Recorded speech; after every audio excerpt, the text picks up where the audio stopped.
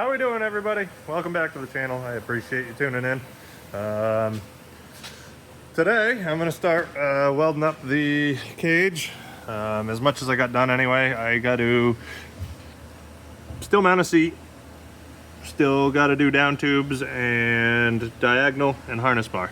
But I want to get the rest of the cage welded up, is because I'm kind of in the middle of other projects, like this customer truck behind me.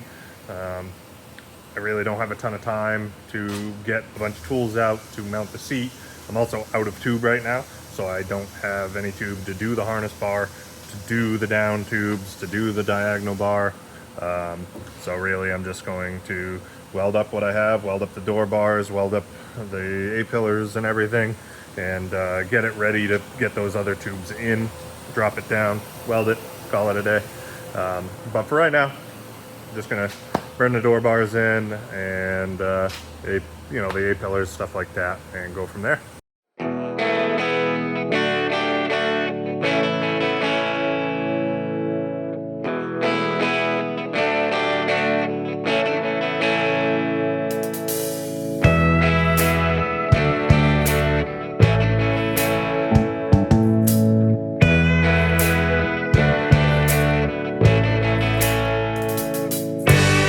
Got a good amount of the cage done, welded up anyway. All of the upper door bars are welded, the A-pillars are welded, the windshield bar is welded. I'm at a stopping point for today. I am waiting on tube to do the down tubes and all of that, so I can't get to that. I really need to get those tubes done so I can drop the cage and then weld the top, but I need to fabricate those before I can do it. So main reason I want to TIG weld the cage in, I haven't done it yet, so this is a good experience for me. I really like challenging myself, trying new things. I know how to TIG weld, so really this is just trying new positions, using the hand trigger instead of the foot pedal. I just kind of want to make it look better than some of the MIG welded cages that I've done. I can MIG weld pretty well, but there's definitely some spots where, you know, you get a vertical tube or something, try to weld the top, it kind of likes to flow down. So there's a lot of things that I really don't like about MIG welding cages. I feel like I can get a much better look with the TIG. I'm not a professional TIG welder by any means, but I can get some decent looking welds out of it. So we'll carry on, continue just getting the cage built. But that's all I got time for today on the cage, so come back to it tomorrow, Saturday. I'm not sure yet, probably Saturday, because tomorrow we're going up to Groveton, New Hampshire, and Drift East is having their first comp. It's not really huge comp, it's kind of laid back, friendly, $100 to enter. More of just bragging rights, kind of whoever wants to put money in a hat, that's what they're going to get at the end. But that should be fun. I'm judging it and laying out the layout as well. I've already got it laid out, so it's just resetting it up. That should be fun though. I'm excited to see what people do. So yeah, we'll see you in a couple of days. I'll probably post some footage of the comp in here as well. So alrighty, so I'm on my way to Groveton, New Hampshire. Like I said, Drift East is having their first comp. I'm judging it, so wanted to get kind of an early go on that. So I'm heading up a little bit early, make sure everything's set up the way I planned. Should be a good time. Weather doesn't look the greatest, so that might suck. But yeah, there's some pretty good drivers that are coming out to compete, so I'm pretty pumped on that. Hopefully it's a good turnout. I'll do my best to take some footage and post it in here. So we'll probably just check in tomorrow after this. I'll just post the footage and I probably won't have too much commentary. So the finals here. We got kind of a weird thing going on with chip draws and stuff, but this is a battle for the lead essentially. My buddy Mike. Hey, what are you gonna do? I'm gonna fucking put it to CJ for once. Keep your foot in it, dickhead? That too. And he's battling one of our other good friends, CJ. So this is gonna be a really good battle. I'm really excited about this. Whoever loses this battle, battles a third place guy. Whoever loses that battle is either done or whoever wins that battle is either done or battles the first place guy. Gonna have a good battle.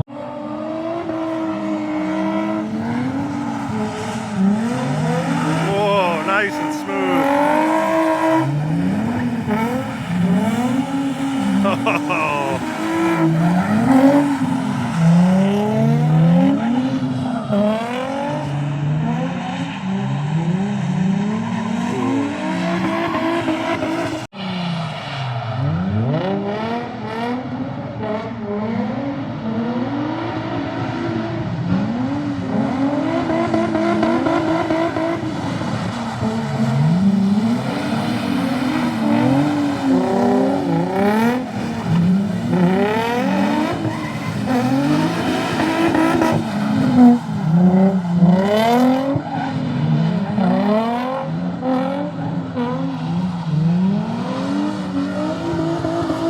Back in the shop today, back from Drift the East last night. It was a great time. My buddy CJ ended up winning it. My buddy Mike came in second, and my buddy Dustin ended up third. It was super awesome. They drove really well. Conditions sucked. It was raining. Took forever to actually get the layout down because none of my reference points were there because of the rain. So it was kind of a nightmare to get laid out, but it ended up working out really well, and a lot of people drove really well. It was cool. We ended up just pulling a bunch of money. CJ ended up winning like 200 bucks. It was sweet. So today we're gonna get going. I'm gonna build some seat brackets for this thing. So I gotta get the seat back where I want it exactly.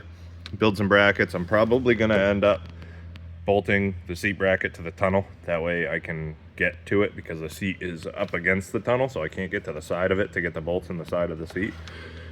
So yeah, we're gonna get going on that. I'm gonna get some measurements, make sure the seat's exactly where I want it, and go from there.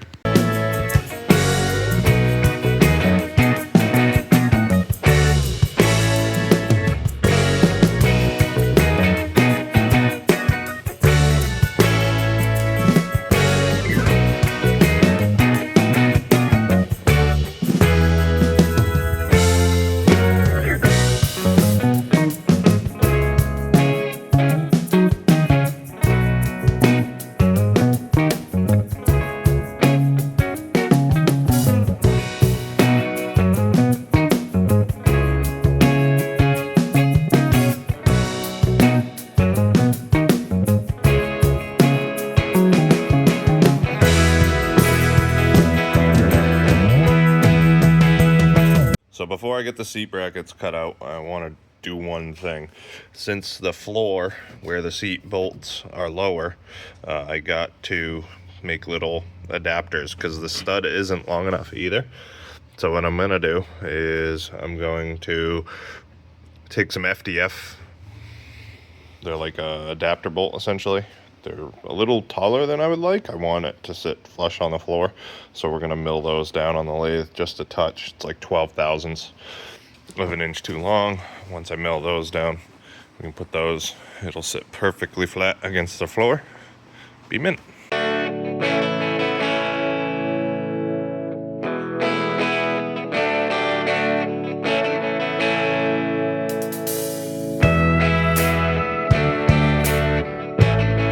Alright, so now that I turn these down on the lathe, they fit really nicely to the bottom of the floor. So, perfect. So, now when I bolt my bracket down, my bracket will be literally sitting flush on the floor. It'll be perfect. Alright, so I redesigned the file and found some rusty sheet metal. It's 12 gauge, so a little thinner than I probably would like, but I think a little, once I tie the brackets in together and stuff on the seat, it'll probably be fine. If not, we can add a gusset or two. But, yeah, getting these blasted out now, bend it up. Should be easy to bend these, and hopefully it works. All right, so we got the sheet metal brake set up for this material now. So basically what you want to do is this gap here between the finger and the table, you want it to be about the thickness of your material. And then set this lock so it has some tension on it. And that's pretty much it. Two different things. Works well if you get it right. All right, so I got the first seat bracket bent up, bolted into place. It's definitely not easy getting to that bolt where the seat lays, but unfortunately I'm tall and it needs to be as far back as possible. I would like it further back, but being a halo, it's just not possible. But I mean, even with just one bracket, it's pretty solid, so I don't think I'm gonna have an issue. I'm gonna sit in it, see how it fits, see how it feels, and if it feels good, I'm gonna make one little modification. Essentially, this needs to come down and go like that because it's right in the hole for the harness. So it'd be the same on the other side, so we'll just modify that a little bit and should be mint. All right, so I made a couple modifications to the file. I'm blasting out both brackets now. Get those bolted in the car and should be good to go for that. I'll did a couple modifications to the file. I got it away from the seat belt hole, and then I kind of just trimmed it up a little bit, got rid of a couple of holes that were extra. So that's cutting now. I'll get those bent up, test fit in the car with both brackets, make sure it fits. It should fit. Everything seems to measure out fine. Once that's done, I'll measure for a harness bar, get that in Bentech. So I'll have all that, and we'll keep on.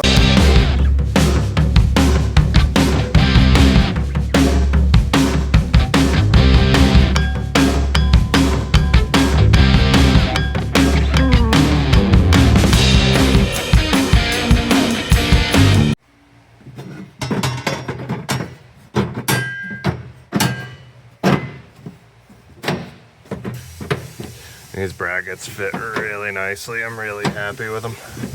I gotta see, I'm not sure I'll be able to get my hands in here to get bolts started. That might be a little tough. So I might have to bolt the bracket to the seat and then bolt it to the floor. But I mean, those fit great. That's touching down in there on that bolt. It's also touching the floor. Very happy with these brackets. Came out sweet. I think they'll work flawlessly and they're easily repeatable in case anybody's looking for a set of really, really low Corvette brackets. Let me know. All right, so we're back. I had to run a bunch of errands this morning, so I'm definitely getting a late start. I think today what I want to get started with, I want to get the subframes pressure washed so I can get the subframes back in the chassis and mock up the quick change in the back, get mounts built for that and everything. And also I would like to get a motor and tranny in it, but I can't do that until the subframe's in. I still have to pull the caddy apart. I want to get the tranny out of that. I have a mock-up block, so really it's just pulling the tranny out, but once we get that done and out, I can start sliding stuff in this, get everything mocked up, but I need to get the subframes in it first. So I'm gonna get those pressure washed, cleaned up, and get going. Alrighty, so a little bit behind. A buddy of mine just bought a pretty badass truck. I'll post a picture of it now. But he swung by with it, wanted to just check the tune, make sure that it was safe, wasn't gonna blow up when he beat on it. Ended up driving the truck. It's pretty rowdy. Super light. I don't really know what it weighs. I think he said it weighs like 2,400 pounds, but yeah, it definitely makes some good power too. It broke the tires free really fast on me. So, but tune's good, tune's safe, so he's hyped. I just didn't get a lot done. He pressure washed the subframes for me. So the rear's clean. I got the front back in the car.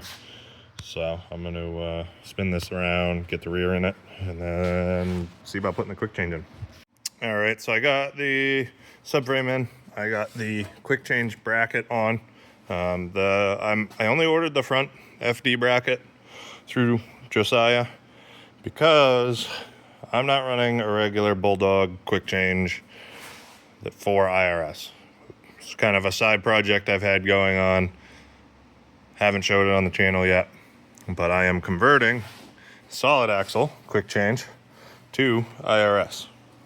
So this is a solid axle side bell that normally would have an axle tube sticking out of it.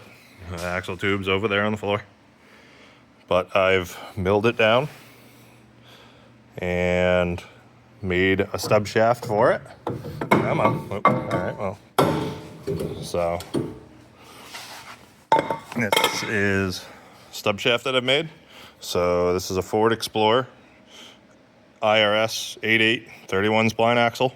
It's the same diameter, same spline as a Winters 10-inch quick change. Milled off the side bell for the CV. So normally, see if I can get this to balance. Normally there's the bell, which I'll show you in a sec. Cut that off, turned it down in the lathe. This is a Porsche 930 drive flange for a Volkswagen bus. You can get them off eBay for like 120 bucks for two. Milled out the center of that because normally it has splines. Pressed that onto the stub shaft, trued it up in the lathe, welded it. This is a bearing that I found off of Amazon. I found the right size for the side bell because I machined this hole out as well, and to press onto the axle. So what we're gonna have going on is there will be a plate. I have to drill and tap holes in this side bell still, but there will be a plate that bolts here that seals up these holes because these holes go straight through. And we'll just use silicone, seal up these holes, and then that plate will go between the stub shaft and the bearing. Now this plate will be on the outside of this bearing, so when it all is assembled, that plate holds the stub shaft to the diff, kind of like a 9-inch or even just a regular IRS quick change, because that's how those are held in place as well. This has been a little side project for me. I haven't finished it yet. I've got one side mostly done, but the good thing is the center sections of a quick change are virtually all the same. So it was going to bolt right in place with the FDF bracket. So I just need to finish it. That will be at a later video as to how I do that. For now, that's it. We're going to end it there. I don't have anything really else going on. Really anything else to do to it today. I'm about out of time. Go home, eat some dinner, relax, and hang out with a girlfriend. But yeah, that's all for this one. I appreciate you guys tuning in. I hope you're enjoying the videos. Please like, share, subscribe, do all that. It's helped the channel grow. I would really appreciate that. But I'm gonna keep producing these videos and keep building the car. We definitely have a lot to do still, but I'm really happy with what I've gotten done this weekend. The seats mounted, the subframes are back in, they're cleaned up. I got a little bit cleaning up to do on them. That's it. Just appreciate you guys, and let me know in the comments. What do you guys like to see? Do you like to see more detailed stuff? Do you like to see just more time lapses? Tell me what you want to see.